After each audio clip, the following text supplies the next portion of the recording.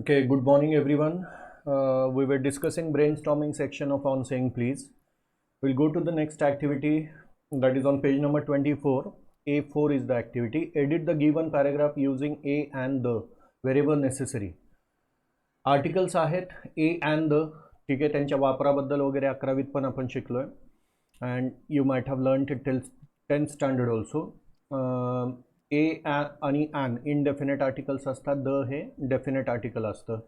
Y are they called indefinite and definite article? Because a and an leave the thing they are talking about indefinite. ठीक आहे, particularly कुठल्या गोष्टीबद्दल बोलतायत त्याची शाश्वती नसते, म्हणून अ आणि ॲन जनरल कुठलंही असू शकतं. When you are saying the the जेव्हा तुम्ही आर्टिकल वापरताय तेव्हा you are talking about that particular thing, कुठली तरी एका विशिष्ट गोष्टीबद्दल बोलताय. त्याचे नियम वगैरे सगळे झालेलेच असतील. Now this is a paragraph given here आणि ज्याच्यामध्ये आपल्याला वेरेवर जे सुटेबल आहे that article you are suppose to put and complete it. So Rakesh is an ideal son who remains devoted to his father as he grows professionally to become a famous doctor. As his father grows old, he takes care to spend time with his father, bringing him tea in the morning and taking him out for a walk in the evening. ठीक आहे, या पद्धतीनं हा paragraph complete होतो. त्यानंतर spot the errors म्हणून आहे. तर या वाक्यांमध्ये कुठं काय चुकलंय ते करेक्शन करून आपल्याला ते परत वाक्य लिहायचे आहेत. पहिलं वाक्य, Radha brought pens and distributed them between her 5 children. तर इथं बिटवीनच्या ऐवजी अमॉंग असायला पाहिजे, अमॉंग हर 5 चिल्ड्रन. त्यानंतर second, Jayashri and Sujata sat besides each other in complete silence. Okay, इथं बिसाइड्सच्या ऐवजी बिसाइड किंवा नेक्स्ट टू ईच अदर असं म्हटलं जाऊ शकतं. त्यानंतर C, his best friend Vijay was blind in one eye, not with in but in one eye. एका डोळ्यानी तो आंधळा होता अशा अर्थाने. One could dare to encroach on his rights. ठीक आहे, त्याच्या हक्कावरती कुणी इनक्रोच करण्याची हिम्मत ऑब्वियसली नाही असंच म्हणता येईल, त्यामुळं नॉट इथं ॲड केलं तर वाक्य योग्य वाटेल. Like one could not dare to encroach on his rights. Now next sentence, she was taken with surprise. With surprise नसतं तर by surprise. She was taken by surprise when she saw the famous Taj Mahal. त्यानंतर next sentence आहे, it is not possible to exchange the goods once the sale has been completed. Okay, it is not possible to exchange goods. The ची तिथं गरज वाटत नाहीये. त्यानंतर next sentence, doctor Sen Gupta has been trying to master the craft for the last 5 years. Doctor Sen Gupta has been trying to master the craft for the last 5 years. Okay, वाक्यात काही चुकीचं आहे असं वाटत नाहीये. ठीक आहे, next one, the top ranking candidates will be appointed in senior jobs in banks. Top ranking candidates will be appointed to senior jobs in banks. She knows very well what is expected from her, नाही of her. What is expected of her जास्त योग्य राहील, but she is unable to perform. They will put on a note. No, they will put up a note in this regard for your consideration. Okay, next activity, read the following sentence. Santosh purchased a computer. He read the operating manual and followed the instructions. इथं काही instructions दिलेले आहेत. He linked the monitor, keyboard and printer. He plugged in the main cable. He switched on the monitor at the back. When the light appeared on the screen, he placed the day disk in drive A. He pushed the disk until the button clicked out. It took 30 seconds for the computer to load the program. He pressed the drive button and the disk shot out. He replaced the day disk with the document disk. He pressed function key 7. Okay, these are the activities that he performs. आता विचारलं की convert these sentences into passive voice by filling in the blanks. First sentence has been done as an example. तर आपण पुढचं page घेऊया.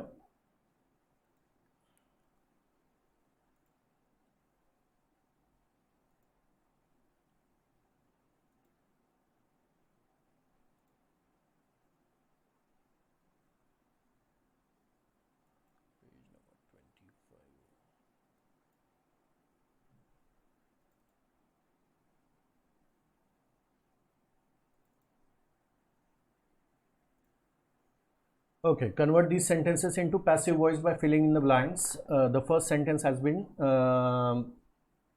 done as an example. Firstly, the monitor, keyboard and printer were linked up. Okay, were linked up.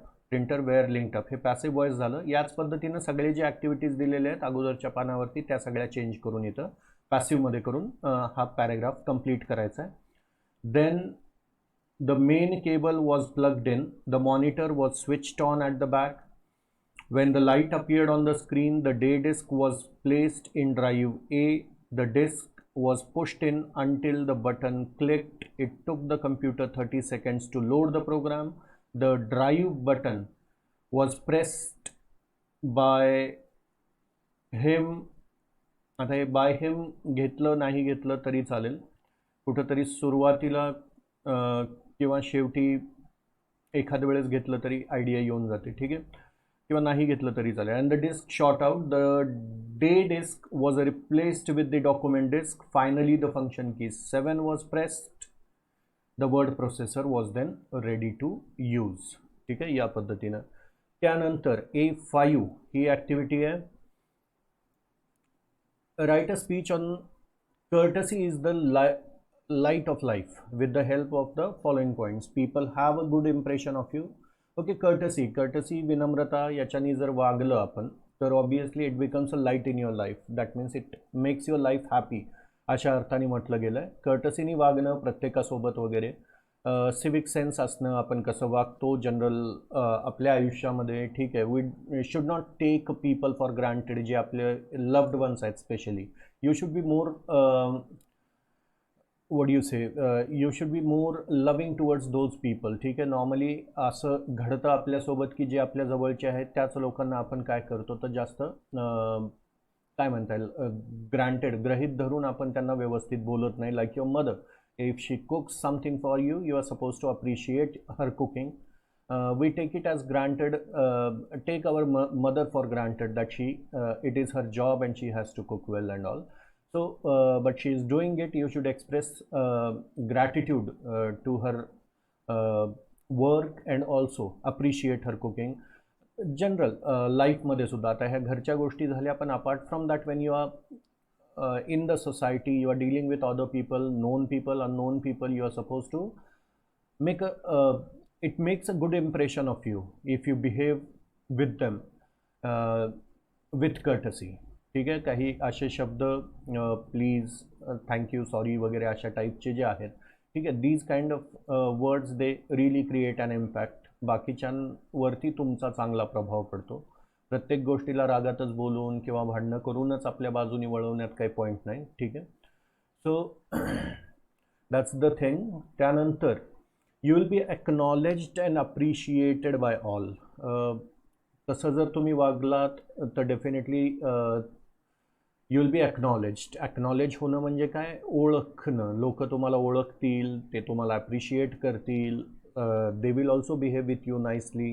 you will be happier and contented with life. ठीक आहे, म्हणजे कुणाशी भांडणं करून त्यांच्यावरती रागावून वगैरे ऑब्वियसली काय करतो तर आपण त्यांचा मूड तर खराबच करतो.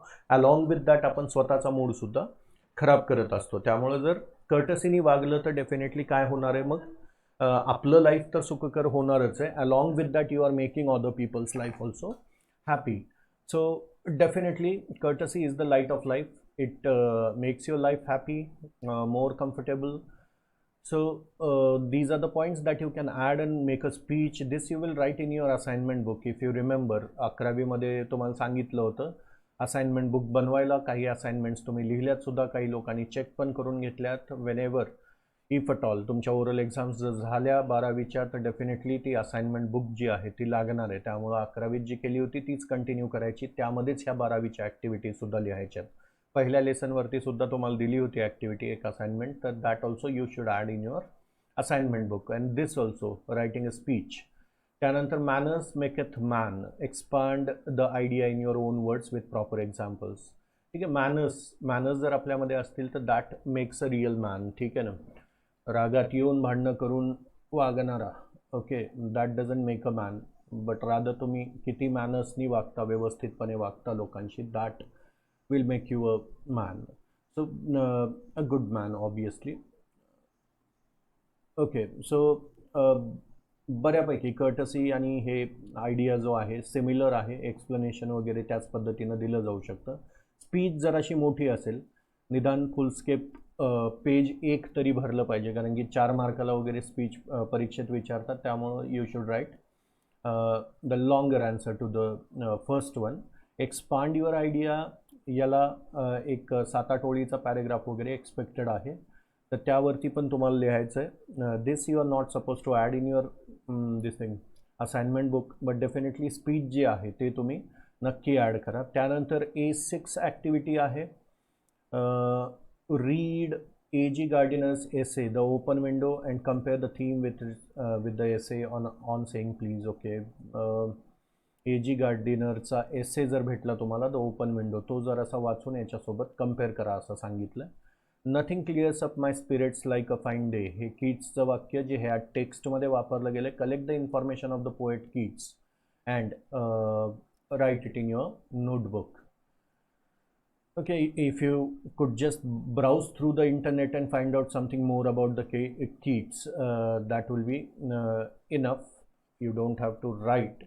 त्यानंतर A7 सॉफ्ट स्किल्स रोजच्या बोलण्यात वगैरे आपली वागणूक जी आहे तर ती कशी असली पाहिजे, त्या skills are required in all walks of life including careers and industries. They are increasingly becoming the essential skills of today's workforce.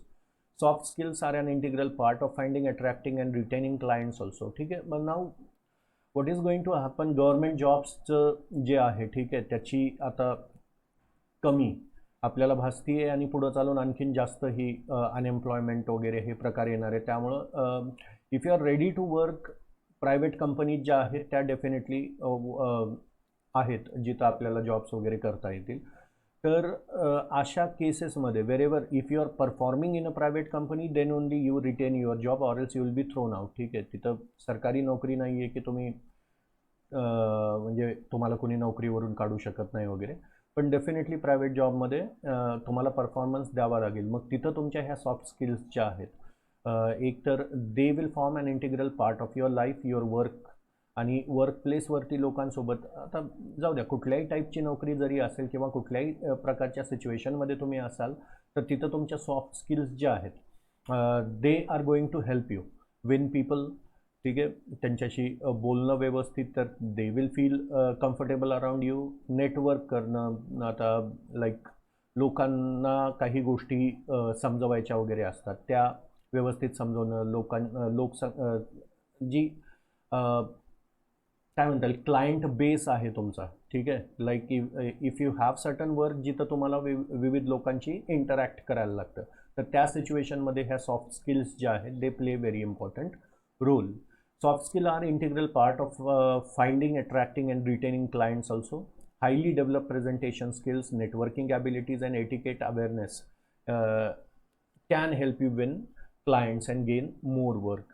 ठीक आहे, जितकं तुम्ही लोकांशी आता तुम्ही LIC एजंट वगैरे हे जे बघत असाल काही एजंट वगैरे ते किती व्यवस्थितपणे वगैरे बोलतात, सो दॅट आपल्याला सुद्धा ते काय बोलतात त्याच्याकडे लक्ष द्यायला किंवा ते ऐकायला बरं वाटतं न.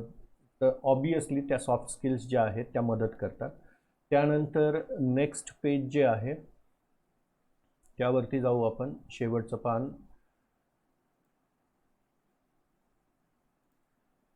या पर्टिक्युलर टेक्स्टचं याच्यानंतर नेक्स्ट टॉपिक आपल्याला सुरू करायचं आहे.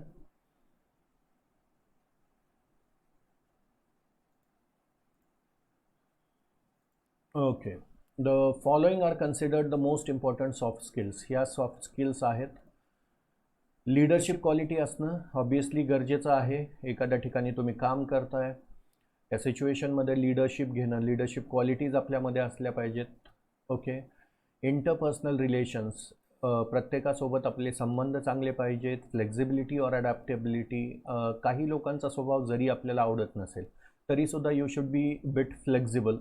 आणि ॲडव्हर्स सिच्युएशन जर अशा खराब जरी झाल्या तर त्यामध्ये अडॅप्ट होणं, आपल्या कम्फर्ट झोनच्या बाहेर निघून काही गोष्टी करण्याचा प्रयत्न करणं, अडॅप्ट होणं त्या सिच्युएशनला, हे गरजेचं असतं. टीमवर्कची गरज असते. कुठलीही गोष्ट मी एकटाच करीन असं होत नाही, टीमची गरज असते.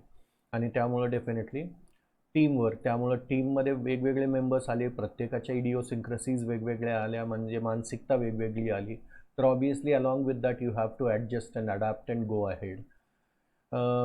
कम्युनिकेशन चांगलं असलं पाहिजे प्रत्येकासोबत तुमचं. मला त्याचा स्वभाव आवडत नाही तर मी त्याच्याशी बोलणार नाही असं जर म्हटलं आणि तो जर तुमच्या टीमचा भाग असेल तर मग तुमचं टीमचं सक्सेस जे आहे ते तुम्ही धोक्यात टाकताय. त्यानंतर प्रॉब्लेम सॉल्विंग ॲबिलिटी, सगळ्यांच्या मदतीने, ठीक आहे, you should be able to solve your problems. त्यानंतर वर्क एथिक्स असले पाहिजेत, व्यवस्थितपणे वागणं जिथं आपण काम करतोय. त्यानंतर following are the institutions where you will get the courses related to soft skills. आता ह्या इन्स्टिट्यूट्सचे नावं दिलेले आहेत. Indian institute of management, Ahmedabad, Gujarat. आता हे IIM जे आहे मॅनेजमेंटचे हे इन्स्टिट्यूट्स आहेत. जसं इंजिनिअरिंगचं IIT आहे, ठीक आहे, तर त्याच पद्धतीनं मॅनेजमेंटचे जे टॉपचे कॉलेजेस आहेत तर ते Indian institute of management Ahmedabad, गुजरातला आहे. त्यानंतर Indian School of Business Management हैदराबादला आहे. त्यानंतर XLRI Xavier School of Management जमशेदपूरला आहे. Indian institute of Foreign Trade New दिल्लीला आहे. ह्या टॉपच्या इन्स्टिट्यूट्स आहेत आपल्या देशामधल्या. If you get the admission there your life is set. Jobs available customer service centre, management schools, hotel industry, ह्या सगळ्यांमध्ये जे आहे मॅनेजमेंटचे लोक लागतात. आता हॉटेल मॅनेजमेंट म्हणूनच नाही पण हॉटेलमध्ये सुद्धा काही कस्टमरशी डील करणं वगैरे किंवा बिझनेसच्या टॅक्टिक्स बनवणं वगैरे ह्या सगळ्या गोष्टींमध्ये मॅनेजमेंट कंपनीज ज्या आहेत त्या मॅनेजमेंटचे जॉब्स जे आहेत ते अवेलेबल आहेत. मॅनेजमेंटमध्ये पुन्हा म्हणजे MBA ज्याला आपण कॉमनली ऐकतो, ठीक आहे, मास्टर ऑफ बिझनेस ॲडमिनिस्ट्रेशन, ठीक आहे, तर हे जे आहेत प्रोव्हाइड करणाऱ्या मॅनेजमेंटच्या इन्स्टिट्यूट्स आहेत टॉपच्या IIM, ठीक आहे. तर obviously if you get the admission there त्यासाठी पण एंट्रन्स एक्झाम्स वगैरे असतात. CAT म्हणून CAT म्हणून एक एक्झाम असते, ज्याच्यामध्ये पुन्हा मग इंग्लिशचा एक सेपरेट पेपर असतो. इंग्लिशमधलं तुमचं नॉलेज डेफिनेटली टेस्ट केलं जातं. का? कारण की लँग्वेज आहे आणि लोकांशी डील करण्यामध्ये लँग्वेज जी आहे that plays very important role. That's why it is important that you should have good soft skills. So these are the thing. That's the end of this particular topic. तर 1.2 आपलं संपलेलं आहे. Next लेक्चरमध्ये आपण next topic घेऊ. Thank you.